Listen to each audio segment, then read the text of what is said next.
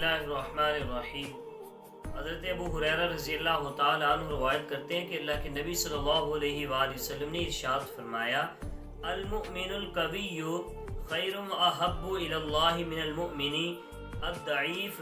طاقتور مومن زیادہ بہتر اور اللہ کو محبوب ہے کمزور مومن میں سے، اور ہر ایک میں بلائی ہے۔ اور فرماتے ہیں کہ تجھے ہر اچھے کام میں لالچی ہونا چاہیے تاکہ تجھے فائدہ پہنچے، خدا سے مدد طلب کرنی چاہیے اور مزوری اختیار نہیں کرنی چاہیے۔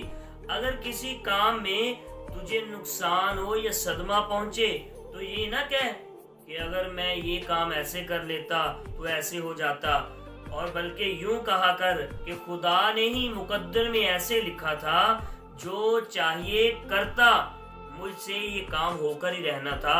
ورنہ اگر تو نے یہ نہ کہا کہ خدا نے ہی مقدر میں جیسے لکھا تھا ہو گیا، اور میں اگر یہ نہ کہا تو شیطان جو ہے یہ تیرے اوپر پر کھل جائے گا اور تیرے عمل کو ضائع کرنے میں اس کا اب ہاتھ ہونے لگے گا، یعنی شیطان کا اثر تیرے اوپر واضح ہو جائے گا، پھر جو ہے وہ تو کسی سے بچ نہیں پائے گا۔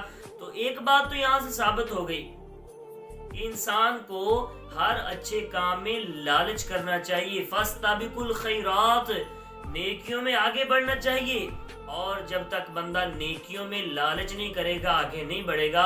اس لیے یہ جو لالچ ہے یہ جائز ہے، اور یہ لالچ جو ہے وہ بندے کو سب سے زیادہ کرنا چاہیے۔